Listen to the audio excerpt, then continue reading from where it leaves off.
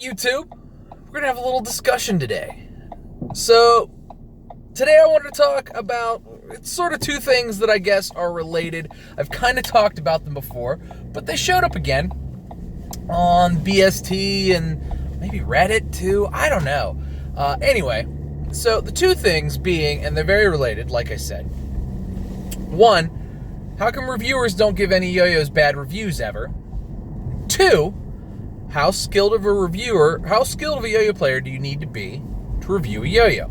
Let's get into the first one about how yo-yo reviewers don't give bad reviews. One of the comments to this was particularly, well, not many bad yo-yos come out. And that's honestly true. There aren't a whole lot of bad yo-yos that come out. Occasionally, a kind of crummy one will come out, but for the most part, reviewers can kind of tell, and unless somebody sends that yo-yo to us, which I can't think of any bad yo-yos that have ever been sent to me, per se, like, not that they're bad yo-yos, but like, that weren't just like crazy gimmicks. I can't think of any like yo-yos that were like intended to be good yo-yos that just were bad, that were sent to me. So, you know, when bad yo-yos come out, reviewers oftentimes, you know, one, because we've touched so many yo-yos by that point. By reviewers, I mean me, Dylan, Nate, Tokyo, you know, those of us who have, 100 plus yo-yo reviews in a playlist somewhere. We've touched a ton of yo-yos, so we can look at a yo-yo and go, that might be bad, and then not get it, especially if it's a gimmick or something. You'll notice yo-yos that end up looking weird. You're like, how come nobody's reviewed this? One, because it probably was a bad yo-yo. And two, because we just looked at it and thought it was a bad yo-yo, we didn't shell out money for it. So that's the other thing too, is that if somebody gives me a yo-yo, I'm happy to review it. However, as far as my shelling out of money is concerned, I can't just buy everything and that comes out. One, YouTube revenue is not nearly that good. Two, there's a lot of yo-yos released.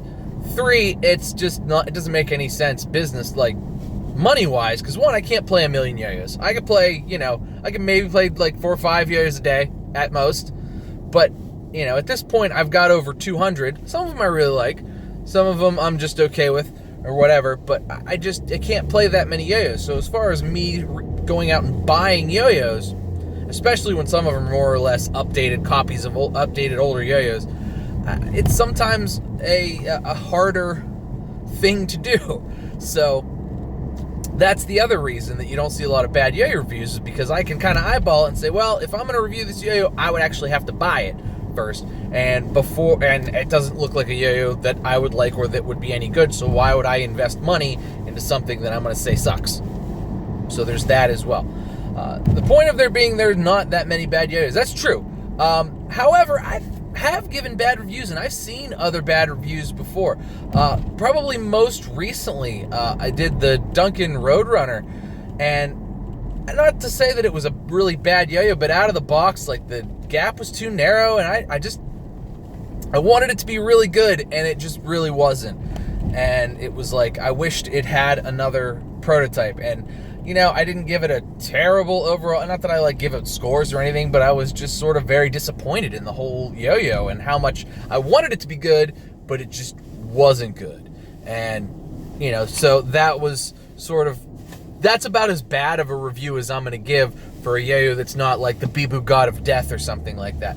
Yo-yos like that, yo-yos that are clearly rip-offs that just show up on Amazon to sucker kids out of money, like the Sidekick Pro or stuff like that, those yo-yos get bad reviews. Dylan reviewed the Sidekick Pro, said it was garbage, threw it in the pool, that type of stuff. So bad reviews exist. We review yo-yos, and we are honest with what we think. But it's also very true that not that many bad yo-yos come out. We know what makes a good yo-yo.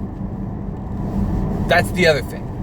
Reviewers know what goes into making a good yo-yo, and people who spend money to have yo-yos made, one, are already good yo-yo players, and two, know what goes into making a good yo-yo.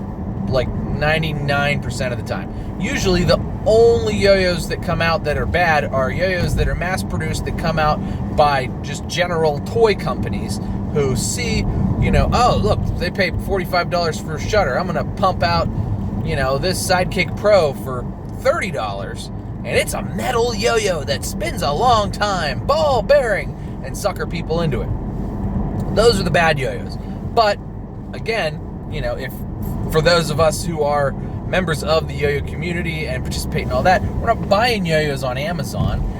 And, so generally we're not even seeing a lot of that stuff. Some of it's good. Some of the budget metal stuff is good.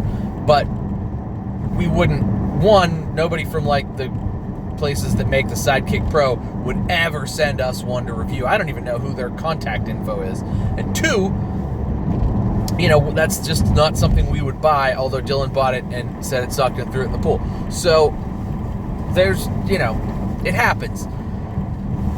As far as skills towards how good you have to be in order to review a yo-yo and review it well, I totally understand this. For the longest time, I maybe wasn't good enough to review yo-yos, but I also felt like I needed the practice of actually making reviews. And I wasn't really, at that point, either like making reviews of new yo-yos or yo-yos that were like,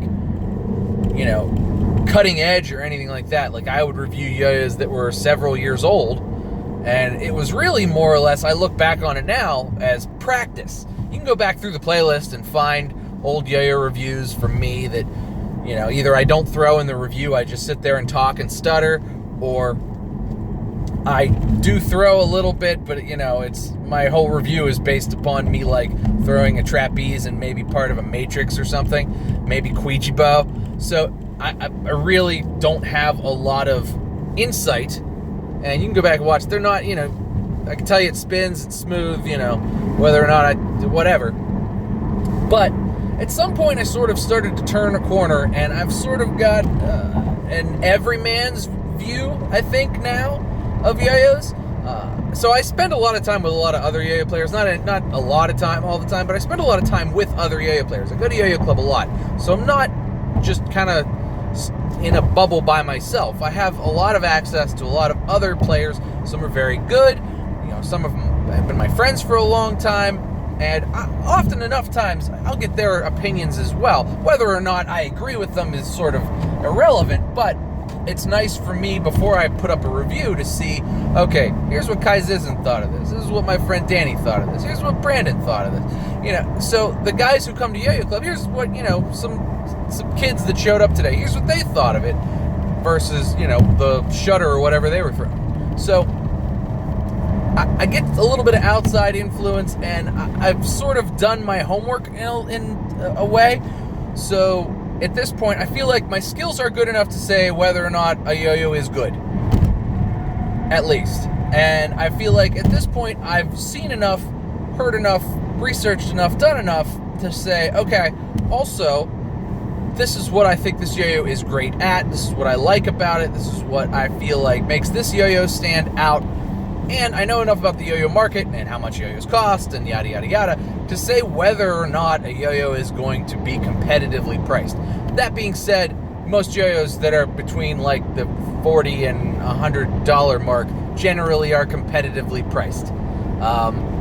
It's not, in the grand scheme of things, that big of a swing in cash. I know it can seem that way to, like, if you're, a kid or something, but in the grand scheme of things, it's not that big of a swing in cash.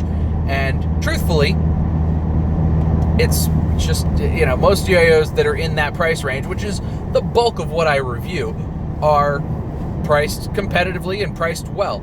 I don't review a lot of $150 yo-yo. In fact, I'm not sure I ever have. Maybe, a few that I've borrowed, maybe, that aren't off the top of my head. I clearly didn't pay $150 for them, so I don't remember. But there definitely probably were yo-yos that somebody paid $150 for, just not me.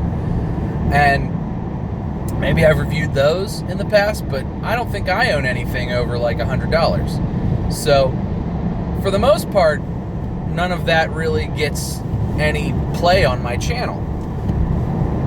That also being so, as far as it being priced well, that's a different thing. Now, if it comes out like with a few years ago, or 2 years ago maybe, when Yo-Yo Factory did more bosses and did more DV888s, and I just dogged them on that for what they cost and what they cost to upgrade, and yada yada yada, versus what else you could get in that price range. You know, as far as like updated colors for $5 more type of thing.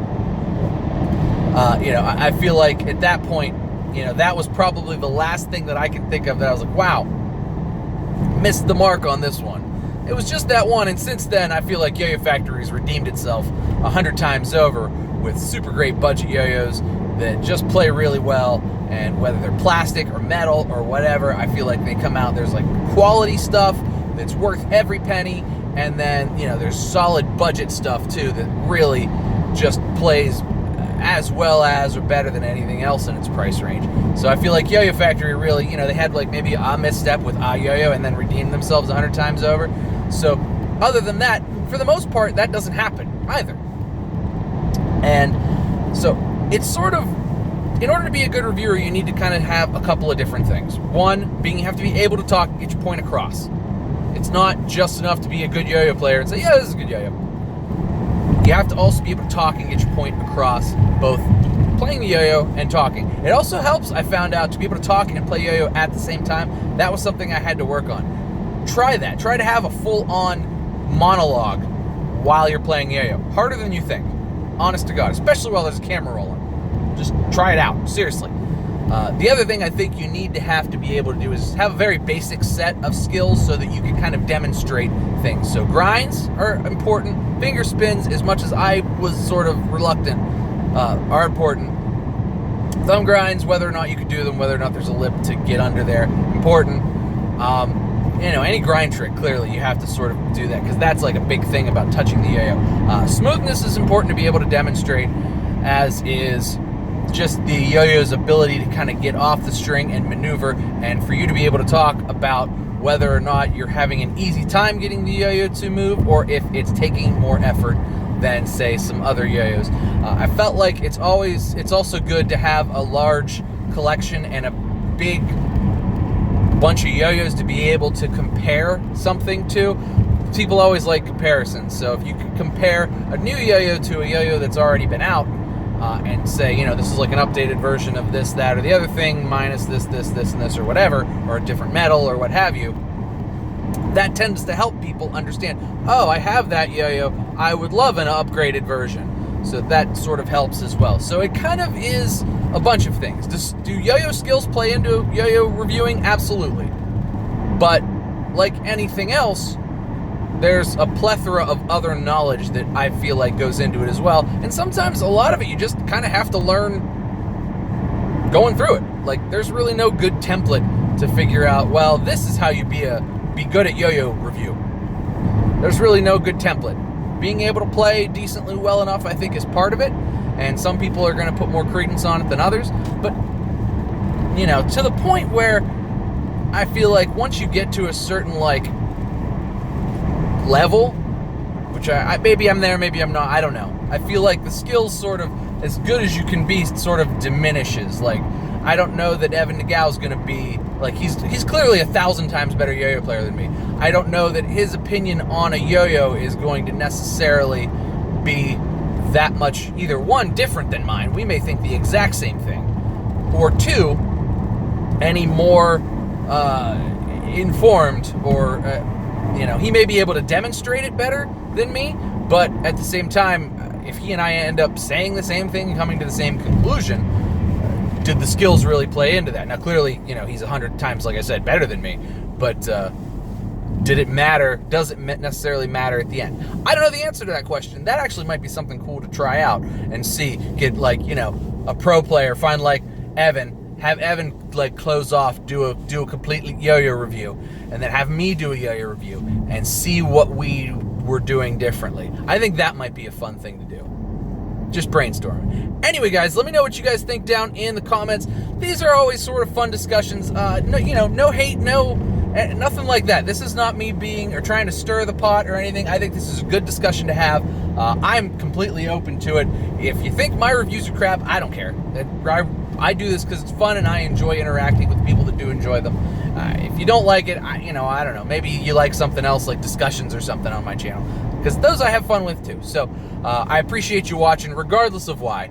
But thanks so much for watching, guys. Make sure you like and subscribe. Cheers to you. I'll see you next time.